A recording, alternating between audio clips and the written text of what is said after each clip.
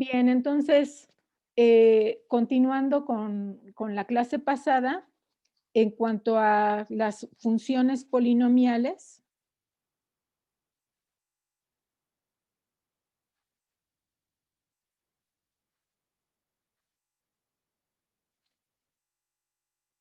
ya habíamos visto algunas de las características que tienen. Voy eh, a escribir la forma general de una función polinomial.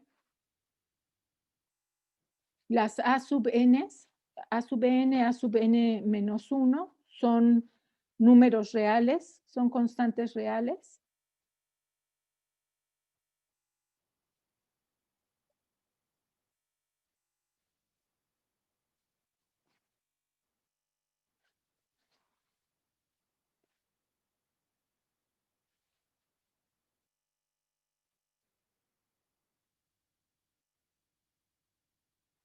Constantes reales.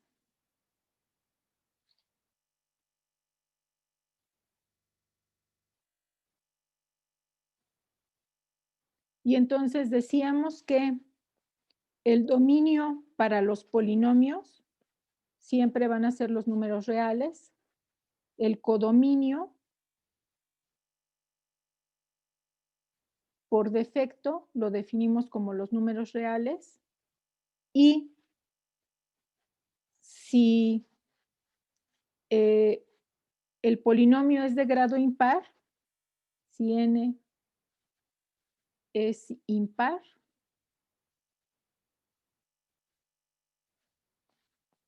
entonces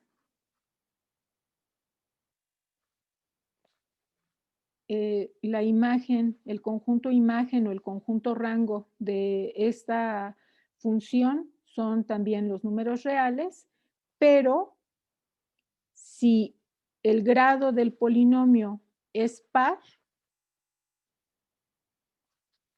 y el coeficiente del término de mayor grado es positivo, entonces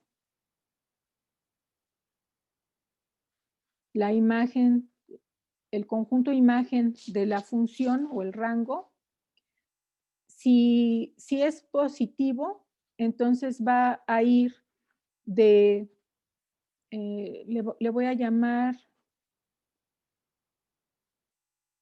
así, y asterisco, ¿no?, más infinito, donde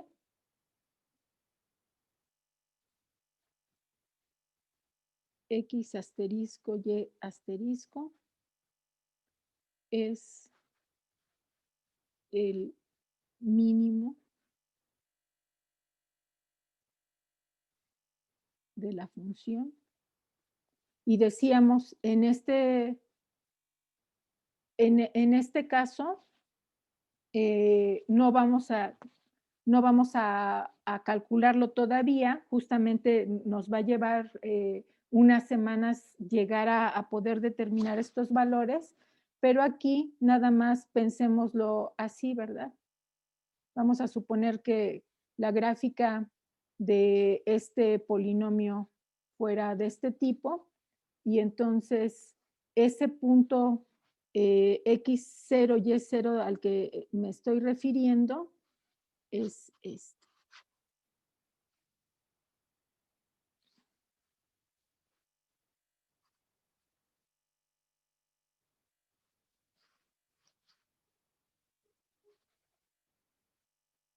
X asterisco y asterisco. ¿Sí?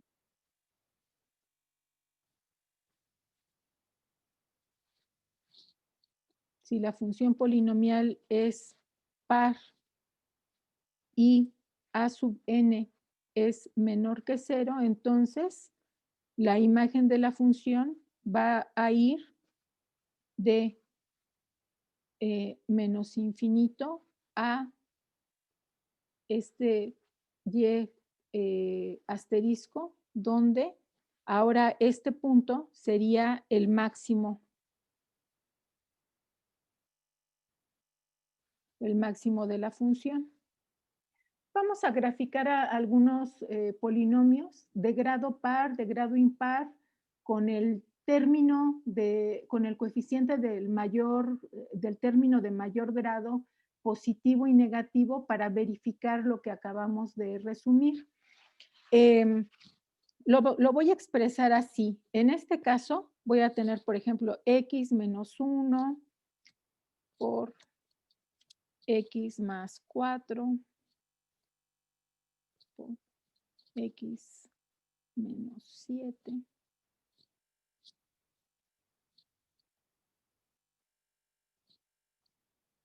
Bueno, vamos a dejarlo hasta aquí. Tenemos en este caso un polinomio de grado 3. Si hacemos el álgebra y simplificamos todos los términos, tendríamos que en este caso el término de grado mayor es 5x al cubo, más términos de grado menor. Aquí, ¿por qué lo escribí así factorizado? Para que también veamos en dónde cruza ese polinomio el eje de las X. Entonces, según el resumen que acabamos de hacer, esta gráfica debe de empezar creciendo, luego va a oscilar y a pasar por estas raíces. En este caso, las raíces serían x igual a 1, x igual a menos 4 y x igual a 7. Es decir, en cada factor, x toma un valor real tal que anula al número que tenemos aquí. Entonces, para este primer factor, si x vale 1, este factor se hace 0 y significa que en ese punto la gráfica de la función cruza el eje de las x. Para el segundo factor tendríamos x igual a menos 4 y para el tercer factor tendríamos x igual a 7. Como el polinomio sería de grado impar, en este caso grado 3, tendríamos que tanto el dominio como el conjunto imagen o rango es el conjunto de los números reales. Bueno, entonces aquí tenemos la gráfica de la función que no se distingue muy bien porque los valores son muy grandes para el espacio en el que estamos graficando, pero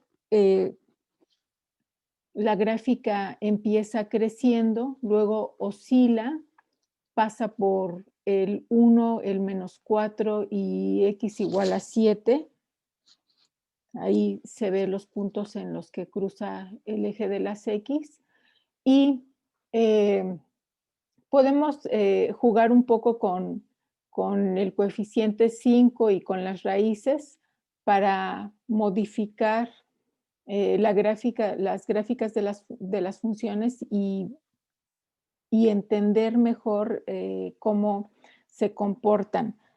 En este caso, en esta función, el dominio son los números reales y el rango de la función también son los números reales, puesto que la función es impar. Voy a cambiar este valor 5 por un coeficiente 1. En este caso, la gráfica se puede ver mejor cuál es el comportamiento. Ya los valores para y no son tan grandes y entonces sí se puede apreciar mejor cómo es la gráfica de la función. Bien, entonces aquí tenemos este polinomio, ¿verdad? Cruza el eje de las x en x igual a menos 4, x igual a 1, x igual a 7. El coeficiente del término de grado mayor, en este caso sería, el término de grado mayor sería 1x al cubo, ¿verdad? Ese coeficiente 1 no se escribe, pero bueno, sería, el coeficiente de x al cubo es positivo y es por eso que la gráfica empieza creciendo, luego cambia de dirección y luego sigue creciendo. Voy a modificar esta gráfica para ver qué es lo que ocurre si modifico el coeficiente del término de grado mayor. Por ejemplo, vamos a poner aquí un -1/2. Y ahora observamos que como justamente el coeficiente del término de grado mayor es negativo, la gráfica, que es un polinomio de grado 3, es un polinomio impar, entonces empieza decreciendo, luego oscila, pasa por estas raíces y sigue decreciendo. Ahora, en estos dos casos, como el polinomio es de grado impar, tanto el dominio como el rango o conjunto de imagen son los números reales. Voy a considerar ahora un polinomio de grado par y también voy a modificar el coeficiente del término de grado mayor para ver cuál es la situación en cada caso. A ver, por ejemplo, aquí vamos a agregar un factor lineal. Por ejemplo, vamos a pensar que ahora también una raíz sea el -3. Entonces tendríamos x más 3 para que justamente el valor de x que anule este factor sea -3. Tendríamos entonces un polinomio de grado 4 cuyo coeficiente del término de grado mayor es negativo. Lo que esperamos es que si consideramos a la función como un todo, tendría que ser una función cóncava hacia abajo. Aquí no se ve muy bien en dónde se alcanza el máximo. Bueno, el máximo se alcanzaría aquí. Y ahora, entonces, esta función empieza creciendo, luego oscila y luego decrece. Digamos que en general la concavidad de la función como un todo sería cóncava hacia abajo, aunque localmente aquí hay oscilaciones. Y ahora, en esta misma función, voy a cambiar el signo del coeficiente para ver lo que ocurre cuando el signo del coeficiente de grado mayor cambia. Entonces va a cambiar, ahora la gráfica se va a abrir hacia arriba, va a pasar en este caso por las mismas raíces y por lo tanto, lo que cambiaría es el conjunto imagen, ¿verdad? A ver, aquí, por ejemplo, si cambio el 1/2 por +1/2, ahora la gráfica abre hacia arriba, el conjunto imagen iría de este punto mínimo a más infinito, ¿sí? El dominio serían los reales.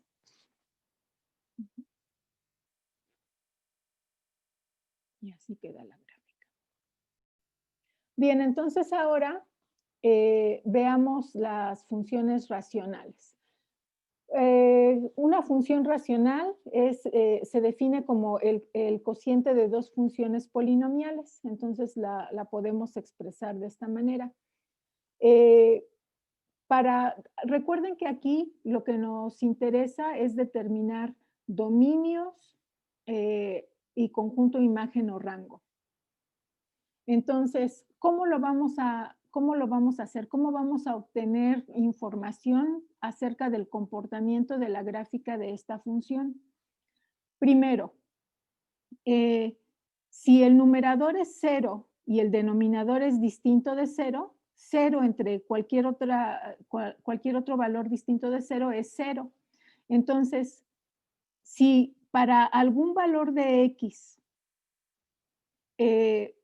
esa función y es 0, significa que en ese valor de x, la gráfica de la función cruza el eje de las x y por lo tanto son las raíces de la función.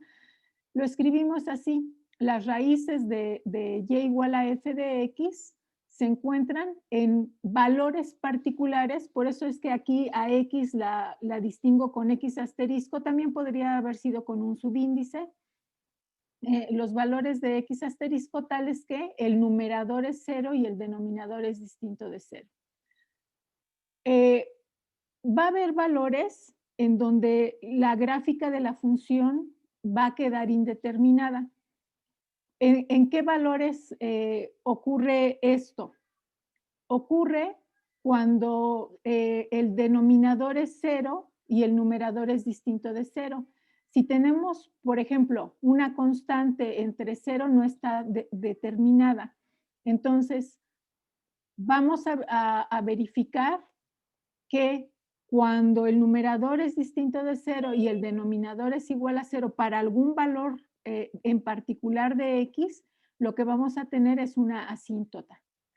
Y cuando tanto numerador como denominador sean 0 en ese valor en particular, la función simplemente no va a estar definida en ese valor. Va a haber ahí un pequeño huequito, ¿verdad? Entonces, empezamos con un ejemplo. Tenemos la función f de x igual a x menos 1 entre x más 2. El numerador, p de x en este caso sería x menos 1, q de x, x más 2. Como el numerador es un polinomio de grado 1, solamente va a tener una raíz. Igualamos a 0 para encontrar esa raíz y tenemos que x igual a 1 es 0. La función p evaluada en 1 es 0, pero q evaluado en 1 es 3. Entonces tenemos 0 entre 3 es 0. X asterisco igual a 1 es una raíz de la función y la gráfica de esta función cruza el eje de las x en este valor. Entonces, en x igual a 1, la función va a estar indeterminada por asíntota. Y va a cruzar el eje de las x en x igual a 1. Esta es la raíz. Y aquí en x igual a... En x igual a... En x igual a 1 es la raíz. Y en x igual a menos 2, ¿verdad? En x igual a menos 2 es en donde el denominador se hace 0, que es aquí.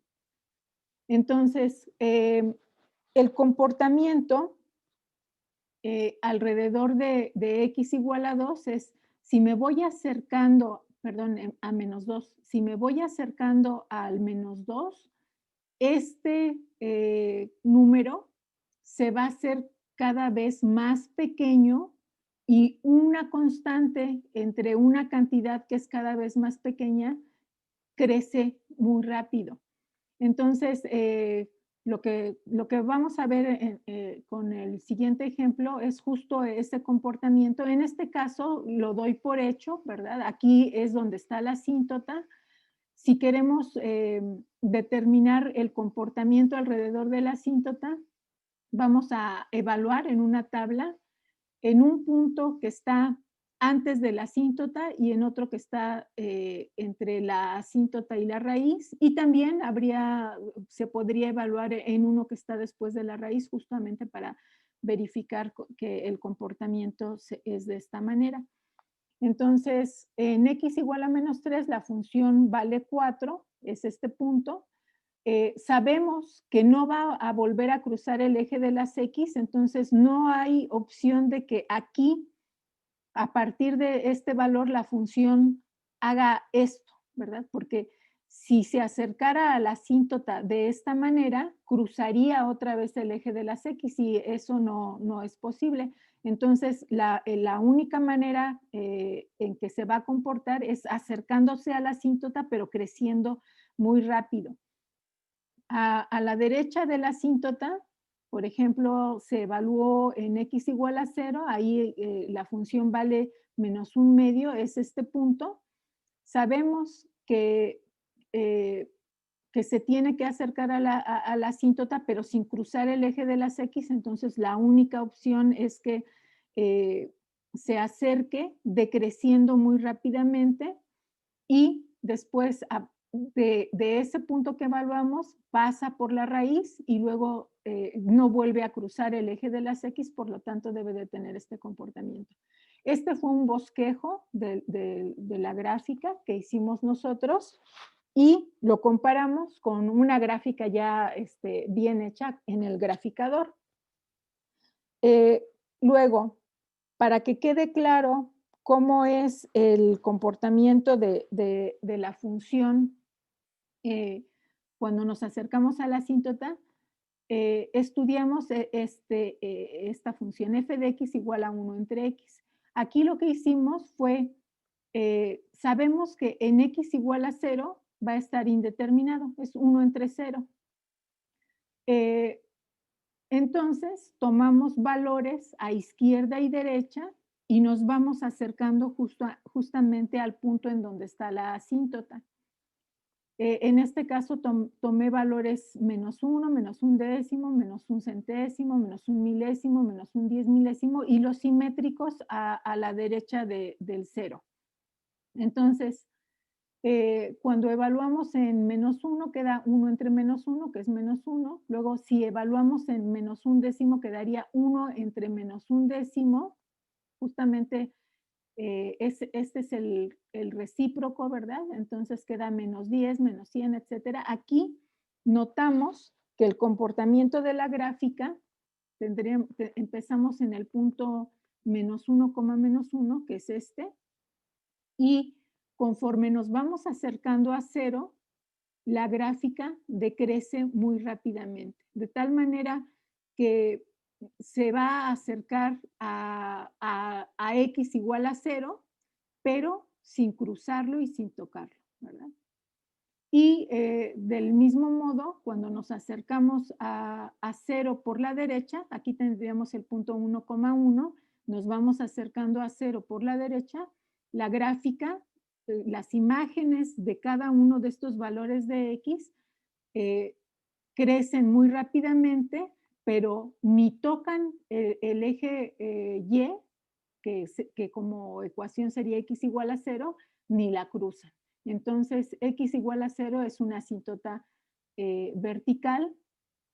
Y la clase pasada les mencionaba que para encontrar asíntotas horizontales tenemos que hacer uso del concepto de límite. Entonces, cuando ya lo hayamos estudiado, veremos que el comportamiento del resto de la gráfica aquí también va a haber una asíntota horizontal. La gráfica se va a acercar al eje X tanto como se quiera, pero sin cruzarlo nunca. De hecho, esta función no tiene raíces.